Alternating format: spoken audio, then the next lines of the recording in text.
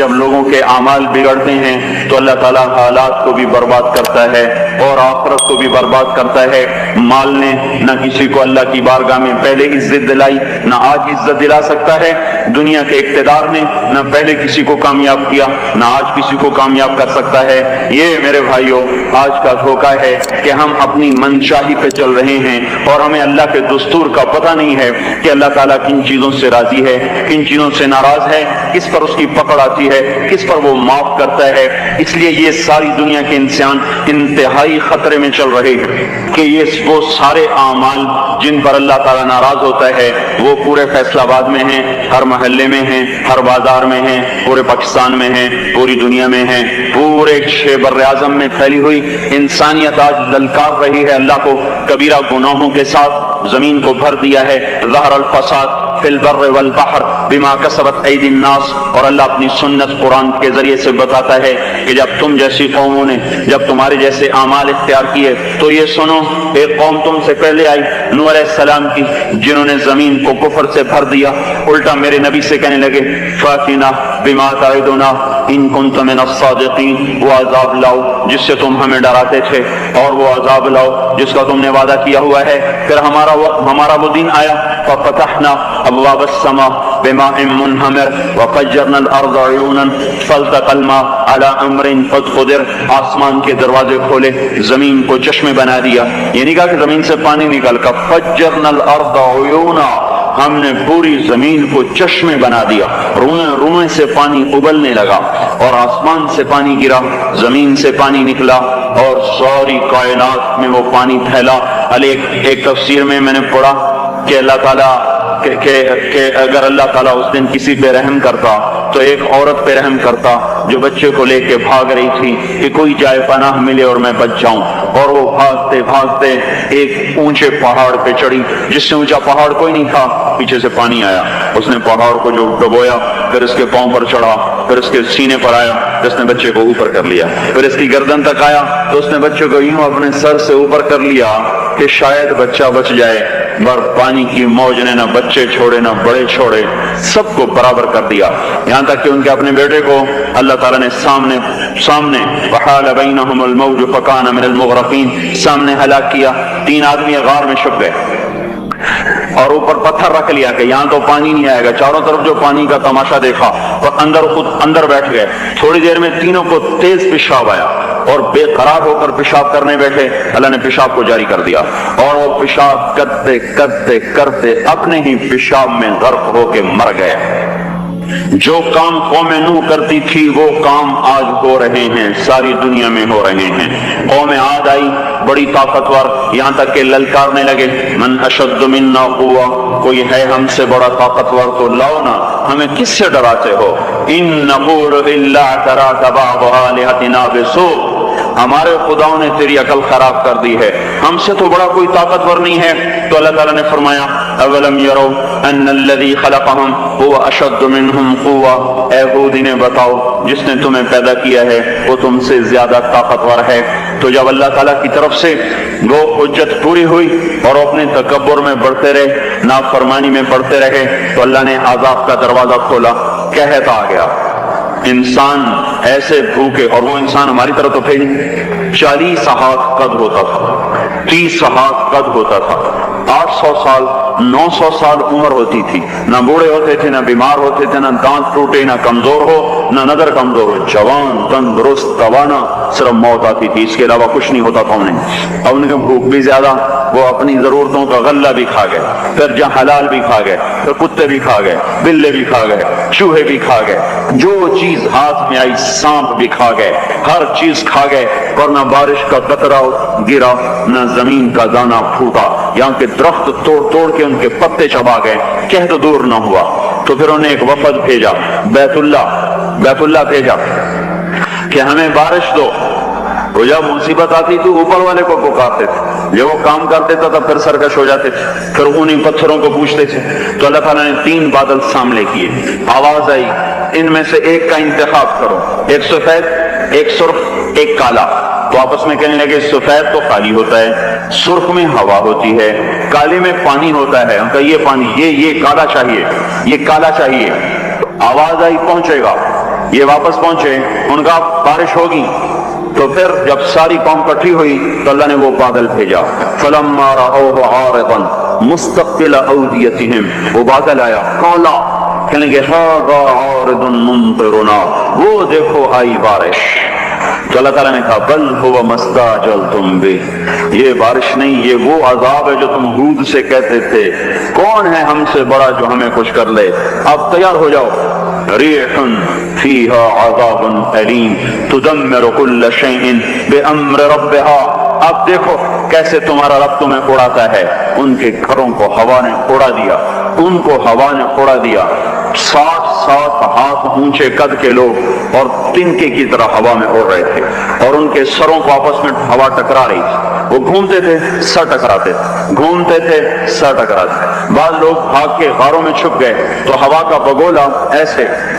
زوردار طریقے کے ساتھ غار کے اندر جاتا اور پھر ایک دھماکے کے ساتھ ان کو باہر نکالتا، پھر ان کو ہوا میں اچھال دیتا گیند کی طرح، پھر ان کے سر آپس میں ٹکراتے ٹکراتے ٹکراتے ان کی کھوپڑیاں پھٹ گئیں اور ان کے بھیجے ان کے چہروں پہ نکل آئے، اور پھر اللہ نے الٹا کے ان کو زمین پر مارا، سر الگ ہو گیا، دھڑ الگ ہو گیا، پھر اللہ نے للکار کے پوچھا فَهَلْ تَرَى لَهُم مِّن بَاقِيَةٍ، کوئی ہے باقی تو دکھاؤ کہ اس کا بھی صفایا کر دوں، کوئی نظر نہ آیا، سب کو اللہ نے مٹایا۔ جو کام قومیں آج کرتی تھی وہ کام آج فیصلہ آباد میں ہو رہے ہیں۔ پھر اللہ تیرے قوم سمود آئے، انہوں نے سنا تھا کہ عاد کو ہوا نے اڑایا تھا، تو انہوں نے پہاڑ کے اندر گھر بنائے کہ اندر ہمیں کون کچھ کہے گا، اندر تو ہوا جا ہی نہیں سکتی، جائے گی بھی صحیح تو کہاں تک اندر جائے گی، نافرمانی نہیں چھوڑی، الٹے کام کو چل پڑے۔ تو اللہ تبارک و تعالیٰ نے ہوا نہیں بھیجی، ایک فرشتہ آیا، مکروا مکرن، انہوں نے مکر کیا، ومکرنا مکرن، ہم نے ان کے مکر کو توڑ دیا، فانظر کیف کان عاقبۃ مکرہم، آج ان کا انجام دیکھو،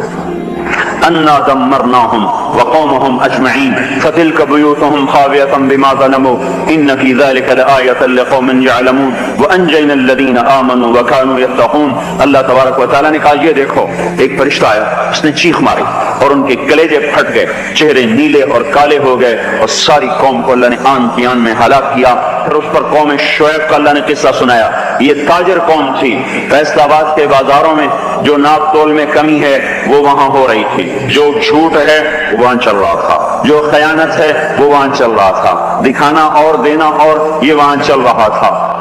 تولنے میں زیادہ،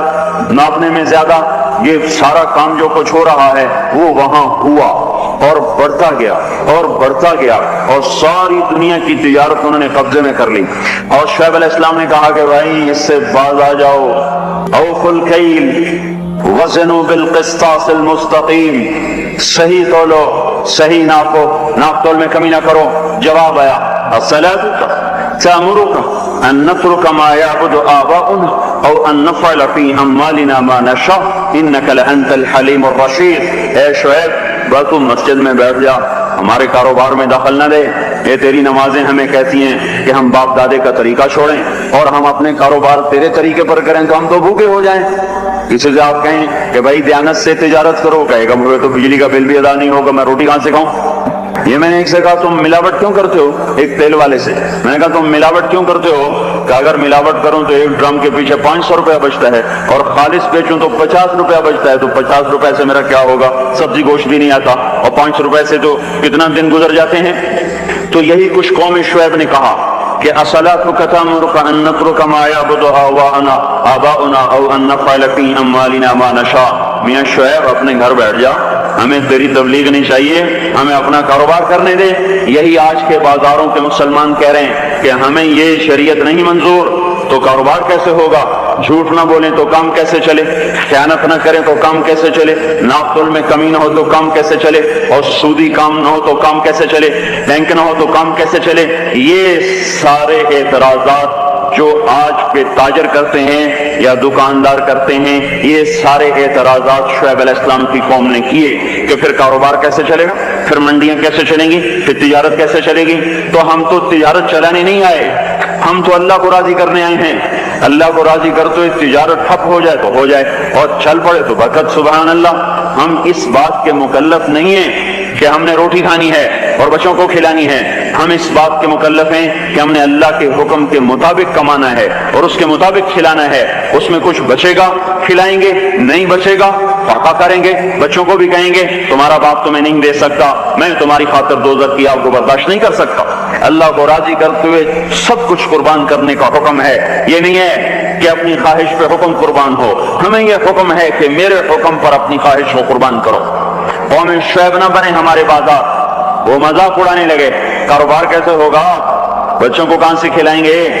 بھوکے مر جائیں، اسکول کی فیسیں کہاں سے دیں، اس زمانے کے تو اسکول نہیں تھے نا، یہ آج کی بات کر رہا ہوں، پھر اسکول کی فیسیں کہاں سے دیں، پھر بجلی کے بل کہاں سے دیں،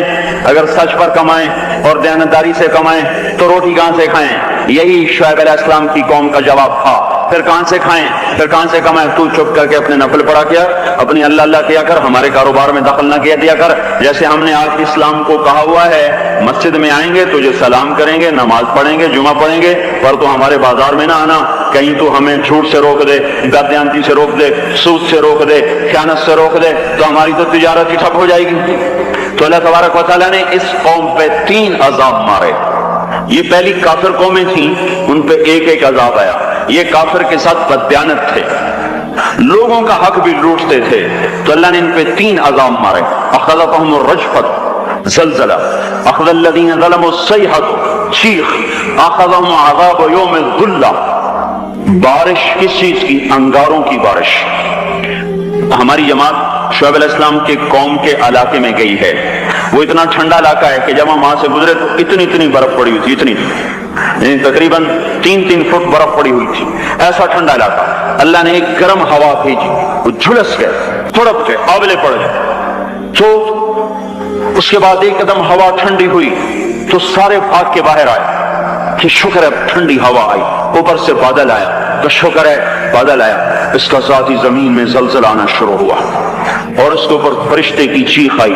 اور اوپر وہ بادل کالا ایک دم سرخ ہو گیا، پھر اس میں سے ایک دم بڑے بڑے انگارے برسے اور ساری شعیب علیہ السلام کی قوم کو اور مدین کی منڈی کو اللہ نے جلا کے راکھ کر دیا۔ اگر یہ بازاروں والے توبہ نہیں کریں گے تو مجھے ڈر ہے کہ کہیں ان منڈیوں پر بھی وہ انگارے نہ برس جائیں جو مدین کی قوم پہ برسے تھے۔ اللہ تعالیٰ کی کسی سے رشتہ داری کوئی نہیں ہے، اور حضور پاک صلی اللہ علیہ وسلم نے بھی خود کہا کہ وَلَا يَبِيتَنَّ أُنَاسٌ مِّنْ أُمَّتِي عَلَىٰ أَشَرٍ وَبَطَرٍ وَلَحْوٍ وَلَعِبٍ فَيُصْبِحُوا قَدْ مُسِخُوا قِرَدَةً وَخَنَازِيرَ بِاسْتِحْلَالِهِمُ الْمَحَارِمِ وَأَكْلِهِمُ الرِّبَا وَشُرْبِهِمُ الْخُمُورِ وَاتِّخَاذِهِمُ الْقَيْنَاتِ وَقَطِيعَتِهِمُ الرَّحِمِ۔ ایک زمانہ آئے گا میری امت بڑی عیاش ہو جائے گی، بدمعاش ہو جائے گی، ناچ گانے کی رسیہ ہو جائے گی، گانے بجانا ان کی گھٹی میں پڑ جائے گا، اور اس حال میں ایک رات ایسی آئے گی کہ رات کو انسان سوئیں گے، صبح اٹھیں گے تو بندر اور خنزیر ہوں گے، اور یہ اس وجہ سے ہوگا کہ انہوں نے حرام کو حلال کر دیا ہوگا، باستحلالہم المحارم، انہوں نے حرام کو حلال کر دیا ہوگا، واکلہم الربا، اور سود کو ڈٹ کے کھاتے ہوں گے،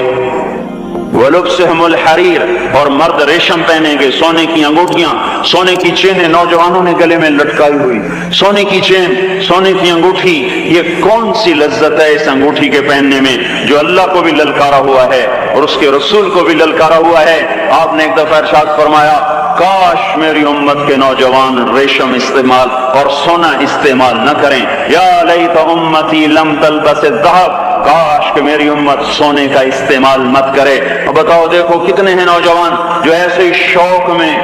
کچھ کو پتہ ہی نہیں کہ یہ اتنا بڑا حرام ہے، جن کو پتہ ہے تو نہ اللہ کا پتہ ہے، نہ روکنے والے کا پتہ ہے، نہ اس کی سزا کا پتہ ہے، لہذا چل رہی ہے گاڑی۔ تو یہ کس پہ ہوگا کہ حرام کو حلال کر دیں گے، سود کو کھائیں گے، ریشم پہنیں گے، سونا پہنیں گے، شراب پئیں گے اور گانے بجانے میں مست ہو جائیں گے، اور رشتے ناتوں کا لحاظ ختم ہو جائے گا، ماں باپ کی تمیز ختم ہو جائے گی، بھائی بہن کی تمیز ختم ہو جائے گی، بڑے چھوٹے کا وقار ختم ہو جائے گا۔ جب یہ ہوگا تو یہ بھی ہوگا کہ یہ بندر اور خنزیر بنا دیے جائیں۔ اگر آپ نے ابھی تک ہمارا چینل سبسکرائب نہیں کیا تو فوراً سبسکرائب کیجئے، ساتھ ہی بیل آئیکن پر کلک کریں تاکہ مزید ویڈیو آنے والی وقت پر ملتی رہیں۔ اللہ حافظ۔